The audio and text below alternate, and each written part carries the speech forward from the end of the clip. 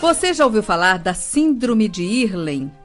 Um vídeo que circula nas redes sociais conta o caso de um adolescente que, desde pequena, tinha problemas para ler e compreender o que estava lendo. Ela foi classificada com transtorno de déficit de atenção, entre outros diagnósticos.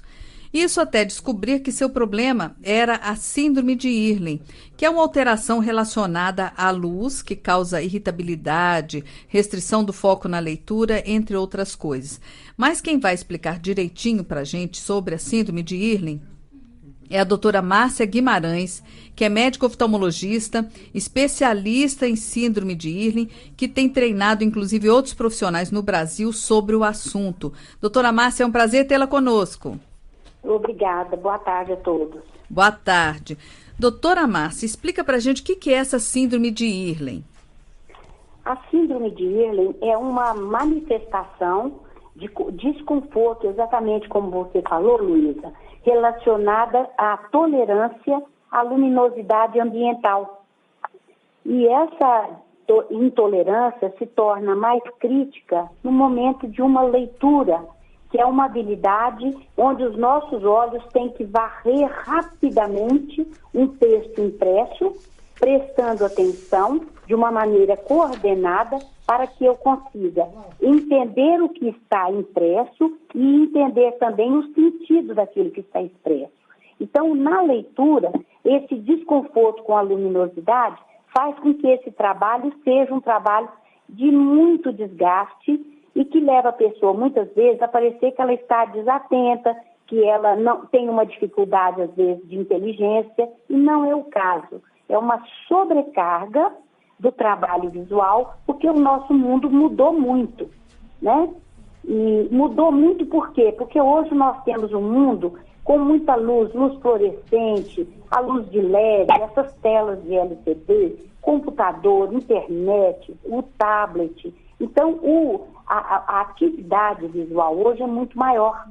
E uma pessoa que tem essa sensibilidade mais elevada, ela vai estar sempre subotimizada para o que ela faz no seu dia a dia, que é o seu trabalho, olhando o computador, olhando o texto, anotando as informações, às vezes, numa sala de aula, da lousa, etc. Então, essas pessoas vão ficando com a qualidade de vida, com a produtividade, cada vez mais prejudicada.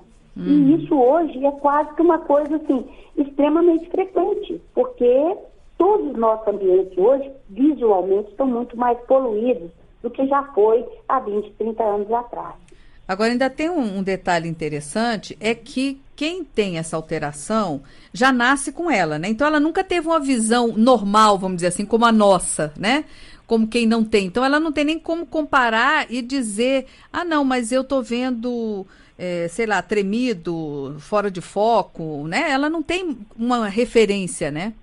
Exatamente. Ela, inclusive, é uma coisa muito interessante, porque, primeiro, ela não tem uma referência do que seria normal, né? Ela sempre viu exatamente como você falou. Ela vê mais claro, às vezes, ela vê de um modo mais ofuscante as coisas. Então, o texto para ela parece um pouco mais, assim, mais desbotado que seria para as outras pessoas, o que dificulta na hora dela ler, aquela letrinha menor, né? Ela fica, às vezes, ela tem uma sensação de tremido, de embaralhado. Ela vê, às vezes, que o texto é como se ele estivesse em 3D. Ela, às vezes, tem uma sensação que está ondulando. Então, você imagina você tentando ler nessas condições. E como sempre foi assim, ela se pergunta por que ela, na leitura, tem desconforto, tem dificuldade, e o colega do lado, o companheiro de trabalho, está tranquilo fazendo o trabalho dele e ela está ali se esforçando. Com muita frequência, essas pessoas têm dores de cabeça progressivas ao longo do dia. No final do dia estão exaustas, irritadas, nervosas, e elas não imaginam que a vida poderia ser bem mais tranquila se elas tivessem uma atenuação dessa hipersensibilidade. E é interessante ainda, Luísa, colocar que durante o exame porque aí a pessoa procura o médico, né? Ela procura o médico oftalmologista, porque ela vai ficando com o olho vermelho, ela às vezes lacrimeja, ela fica piscando, tentando ficar com o foco melhor. e ela coça os olhos. Então, essas pessoas procuram um oftalmologista. E é muito importante que a primeira coisa que a gente faça numa dificuldade de leitura e tudo, seja justamente checar se não tem um problema de questão de refração, quer dizer, ele tem um problema de estrabismo, tem um problema de miopia, tem um problema de hipermetropia, tem a vista cansada. Então, primeira coisa é fazer um exame de visão, um exame de vista, para saber se ela enxerga as letras corretamente, se ela precisa usar um óculos de grau, se precisa fazer um tratamento de uma doença nos olhos. E isso, mesmo com esse tratamento, a pessoa que tem essa dificuldade, ela vai continuar tendo a dificuldade. Porque não é de ver letrinha parada, é a dificuldade na movimentação dos olhos para as atividades de leitura, até mesmo para dirigir um carro e etc. Quer dizer, a visão nas atividades da vida diária que isso aparece. Então mesmo que o médico passe para ela um óculos com uma lente de grau, por exemplo, não vai resolver o problema, né? Não, porque é uma condição que é acompanhada, não é a questão, não é ou, e. Então ela pode ter um problema de grau, um outro problema de vista e também ter a dificuldade na análise da informação visual, porque isso é no cérebro que está acontecendo, não é no olho. O olho pode estar bem na hora do exame de vista, mas na hora do trabalho visual vem aquele cansaço, dor de cabeça, essa sensação que o texto não está confortável na hora da leitura. Agora, essa síndrome de Irlen é nova porque o oftalmologista, de um modo geral, ele ainda não está treinado para identificá-la? É o seguinte, o exame nosso de oftalmologia é um exame muito bom, mas ele é focado para o exame dos olhos, para uma doença do olho, para um problema de refração. E o que a gente precisa para entender esse tipo de queixa é fazer uma ponte com o cérebro. A visão, a gente não enxerga com os olhos. Os olhos são apenas os receptores que captam a luz e transformam em informação para o cérebro.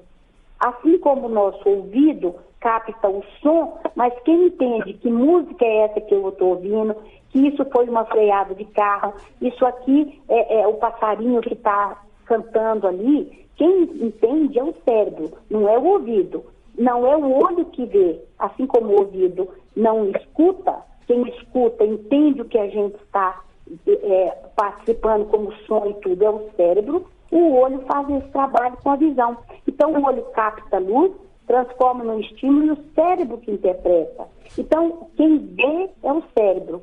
E aí com esse tipo de análise que a gente faz, a gente entende o olho, exclui uma doença do olho e depois vê como o cérebro trabalha, como que a visão é feita pelo cérebro. E é importante isso, Luísa, porque nós, seres humanos, somos seres visuais.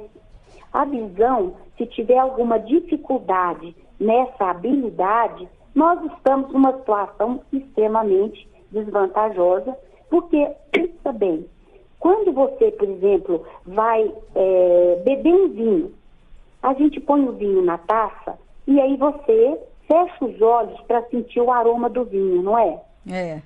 Você vai experimentar uma comida, ver se ela está boa. Você coloca na boca, fecha os olhos e aí parece que você apura o sabor e fala, vamos pôr mais uma pimentinha, põe mais um pouquinho de sal, com os olhos fechados, porque aí parece que o paladar ficou mais sofisticado, mais refinado. Mesma coisa, às vezes você entra em casa, fecha os olhos e fala assim, nossa, quem está fazendo bolo de chocolate aí? Nossa, mamãe, você está fazendo aquela comida gostosa hoje? Você sente as coisas, parece que se você fechar os olhos, você sente mais um perfume, você sente mais, você percebe mais um som, e a gente tem que fechar os olhos, porque se eles estão abertos, eles acabam predominando sobre os outros sentidos. E se eu tiver uma dificuldade na visão, me atrapalha. Até mesmo, às vezes, para escutar também o que está sendo dito, para copiar do quadro, para eu perceber o que está acontecendo e prestar atenção também, porque a visão está me, digamos assim, sabotando em relação às outras coisas que eu faço. Então, é importantíssimo que isso seja feito e o mais precocemente possível, porque se a pessoa tem alguma sobrecarga no trabalho visual, se ele está na escola, a criança está aprendendo a ler e aquilo está desconfortável para ela, ela começa a desenvolver uma certa resistência, uma certa dificuldade de ficar prestando atenção. Não porque ela não seja inteligente, mas porque ela está recebendo aquela informação no cérebro de uma maneira muito desagradável. As letras não estão na forma desejada, o papel está todo, parece que mexendo, ele não consegue extrair a informação visual correta. Então, a professora, muitas vezes, é a pessoa mais indicada para detectar que essa criança tem uma dificuldade de visão. Porque essa criança vai ter dificuldade numa hora da escola, na hora da leitura e tudo, sendo que nas outras habilidades, às vezes ela é muito inteligente, ela consegue escutar bem, ela consegue fazer outras coisas, mas na hora da leitura, ela começa a ter uma dificuldade, ela fica mais lenta, ela não acaba a prova junto com os outros colegas, e a gente vai notando isso cada vez mais, da segunda para a terceira série, a quarta série. E adiar um tratamento de síndrome de Irlen é deixar essa criança em desvantagem por um tempo muito maior, porque o demanda de leitura cada dia aumenta mais, da primeira para a segunda, para a terceira série, para a quarta série, torna-se um adulto que evita, às vezes, algumas habilidades, porque tem visão no meio e ele vai ficar cansado. Isso me preocupa muito, Luísa, porque isso, muitas vezes, compromete a produtividade de um adulto no trabalho. Eu tenho pessoas que eu atendo aqui que já me falaram, olha, doutora, eu tive uma oferta de promoção no meu trabalho, mas isso significava eu fazer um treinamento de 15 dias. Eu falei, não, 15 dias lendo, escrevendo e prestando atenção, eu não consigo. Não aguento, eu prefiro ficar nesse outro trabalho, onde a leitura é feita ocasionalmente e não como uma atividade mais constante no meu dia a dia de trabalho. E doutora Márcia, e qual que é o tratamento para a gente encerrar aqui? Porque agora as pessoas devem estar curiosas para saber como é que se trata esse problema, né? Sim, com certeza. Nós temos duas modalidades de tratamento. Como isso é feito, inclusive, essa detecção da dificuldade é feita através de profissionais da saúde e educação, ou seja, professores, psicopedagogos, fonoaudiólogos, psicólogos, profissionais, terapeutas ocupacionais que trabalham com adultos e crianças com dificuldade para prestar atenção, para ler, dificuldade às vezes até mesmo no esporte. E porque assim como eles têm dificuldade na leitura, eles têm dificuldade de pegar bola, eles não são bons nos esportes. Bom, ver a bola, mas a dificuldade é ver a bola em movimento, não é ver a bola parada. Igual eu vejo a letrinha parada, mas eu tenho dificuldade na hora da leitura.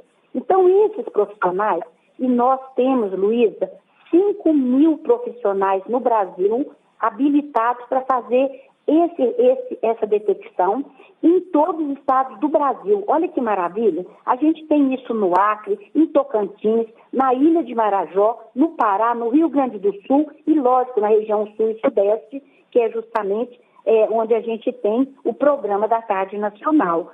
Mas isso, então, um professor formado nessa metodologia consegue detectar.